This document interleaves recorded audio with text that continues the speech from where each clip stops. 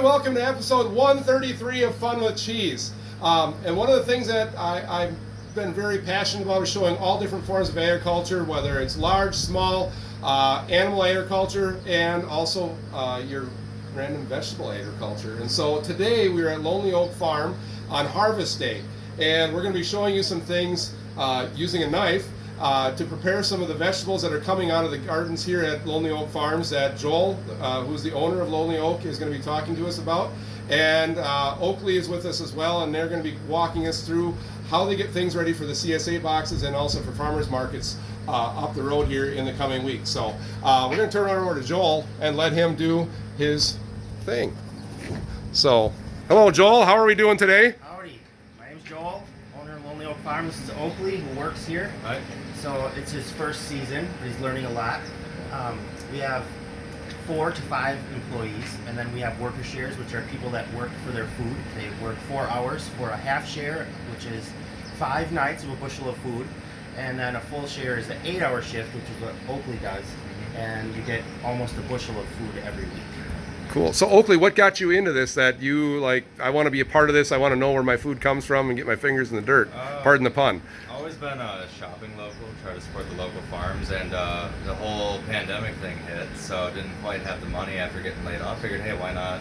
Sure. Spend some man hours, get some food that way. Cool. So what is your profession outside of farming? Pretty much this. Okay.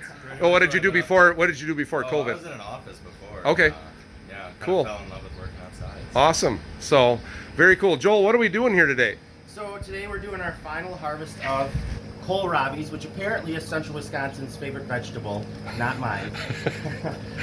A Kohlrabi tastes like a solid cabbage, is really what it is. It is native to Northern Europe. It's a really great storage vegetable, although the variety that we're processing today will store for about 2 months, but you can get a Kohlrabi that could store for 6 to 8 months if you did it correctly. Why you'd want to do that, I'm not really sure.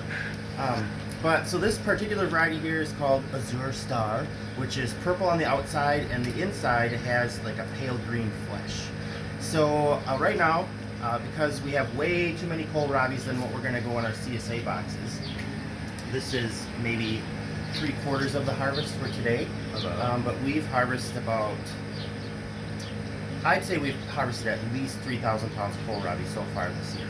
So that goes out into our 109 CSA shares every year, or every week. Can you explain what a CSA is for Sure. those people who don't know what that is, and we have people from all over the country who watch this thing? So CSA stands for Community Supported Agriculture, and it's a method of investing into a farm and sharing the inherent risks and rewards of a farm. So you kind of become a part owner. It's like playing the stock market only with food.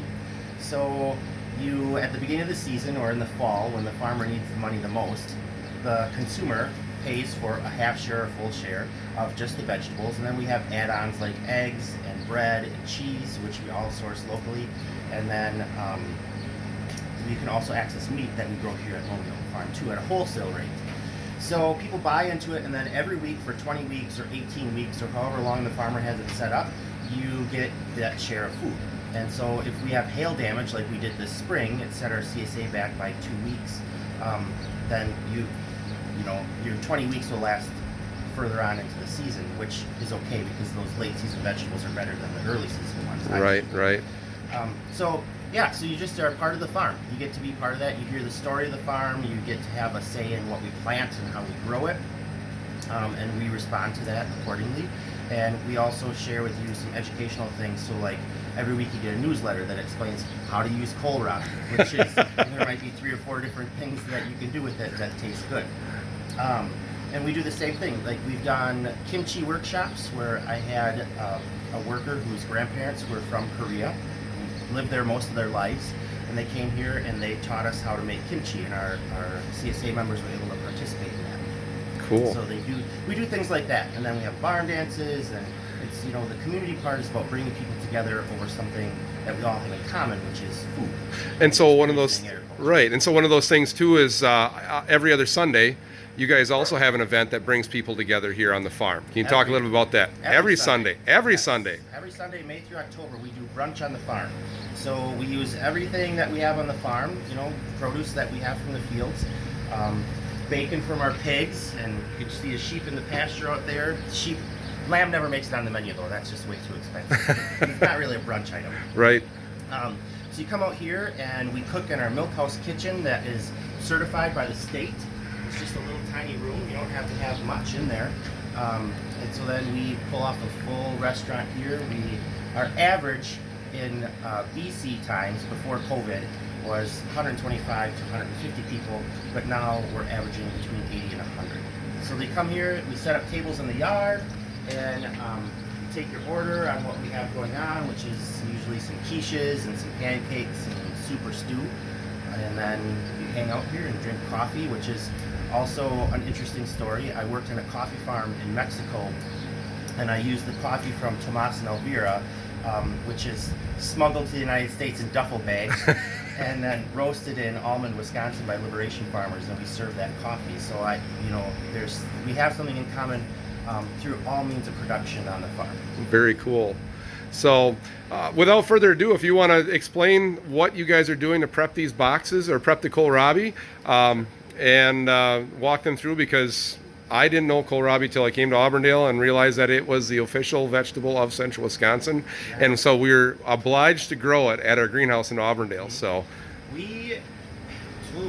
many plants did we grow? We probably started maybe 8,000 kohlrabi plants, and we'll start those in late March, so they're ready to transplant. The cool thing about kohlrabi is it's a cold crop, so it likes to be cool. So, in the season now it's starting to kind of peak out, and I'll probably show you what happens to a kohlrabi when it gets too hot. But they're one of the earlier vegetables that we can get that has some actual, substance to it. Right. There's two different kinds of kohlrabi. There's the fresh, and then there's a storage. And what you're holding up here, this is a overripe kohlrabi. You can see how it's getting kind of pointy. But this is an example of a storage kohlrabi. And so it would, this will last for quite a long time. We have another variety called Gigante, which can grow to the size of a basketball. And that one is the one that will last for 8 months. Wow. Which is good, because there's no way you can eat a basketball size. So normally when a kohlrabi is sold fresh at the market, you pull it out of the ground, you cut the rootstock off, because there's a stalk that comes here and it sticks about 1 inch from the ground. And so it's growing up on the ground. You pull it up, cut the roots off, and then you would sell it with the leaves on it, because that's like an indicator of how fresh it is.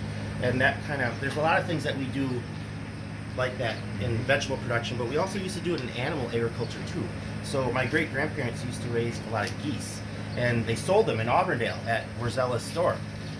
And the story was, like, they would take the geese and they would butcher it, and they would pluck it, and then leave the feathers on the neck and the head, and then they would hang that goose in the window of the store, and then you could see how fresh that goose was.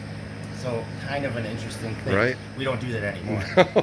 Head's got a goal. Yeah. So, but anyways, because we're going to be storing these for a couple weeks, we need to remove all the leaves, because these are just going to start to draw nutrients out of the plant and make it kind of wimpy.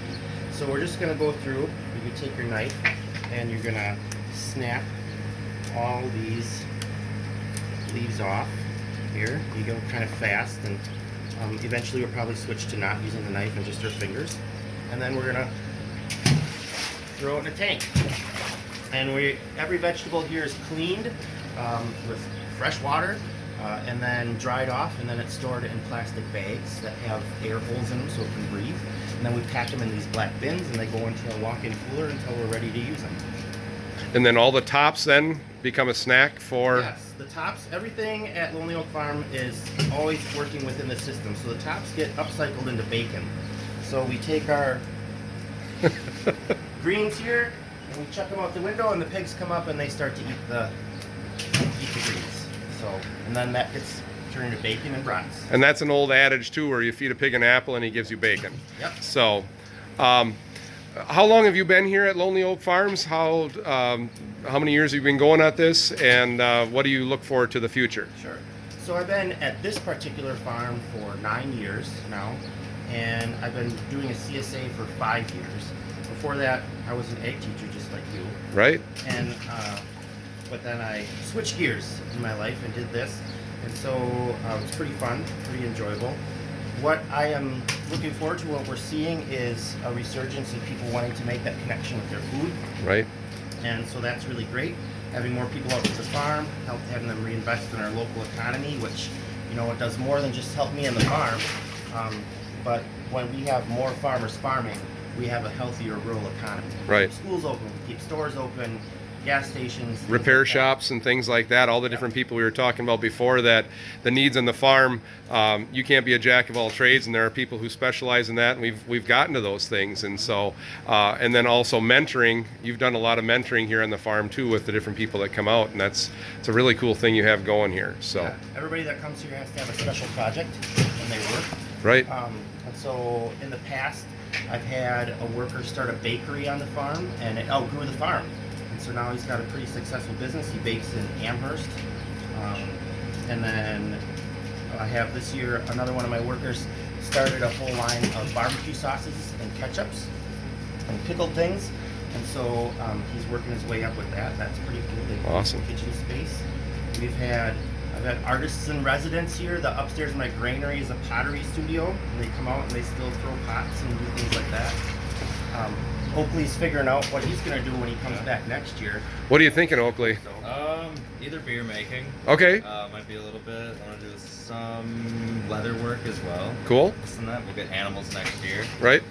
Just all depends what we can grow in the area. Right. We've got a pretty big spot in Wausau. Nice. We started a whole vegetable garden and everything. Very cool. So we've been having the very good problem of not knowing Right. how to get rid of all the veggies in our fridge. Right. So And so how old is this farm here? I mean, you're talking about all the different buildings you use and the granaries and things like that. How many years has this farm been here? So this farm was started in, the people that I bought it from, they moved here in 1915. But the farm had just been built. Right. It was cut over. And right across the road, kitty corner, was a logging camp. And I've got pictures upstairs of that actual logging camp from here. And you know, my great-grandparents and grandparents were all part of that. Right. It's down the road. My mom grew up 3 miles down the road, and my dad grew up in this spot 6 miles Right. straight west. So yeah, there's a lot of recent history. Right. But Exactly. then, if you go to the Mead Wildlife Center, you can learn a little bit more about the history of Native Americans here, Right. and what really this area meant, which was actually a pretty happening spot. Right. And so the Mead Wildlife Area is just a mile to the north of here. Yep. We're on County S, just north of Millador or Thrillador, depending on your outings for the day. But I'm going to hand this over. But you guys remember that, you know, agriculture comes in all different shapes, sizes, forms, and entities. And being here at Lonely Oak Farms is definitely one of those different angles that we've looked at as far as feeding people and getting more local with where your food comes from and having that local connection and being just down the road from where your food is growing. So if you're driving through on S on the way to Mead and you look off to the east side of the road and you see Lonely Oak Farms, you'll see the solar panels, you'll see the high tunnel gardens. There's always something going here 365. It's been my pleasure being here. Hopefully you guys have enjoyed our talk here at Lonely Oak, and I'm going to help these guys strip out a few more of these official vegetables of central Wisconsin. And I'm going to talk to some people and see how we can incorporate this stuff into cheese. So remember, stay classy, be good. Enjoy your dairy products. Thank your farmers, and we'll see you tomorrow for episode 134 of Fun with Cheese. There you go.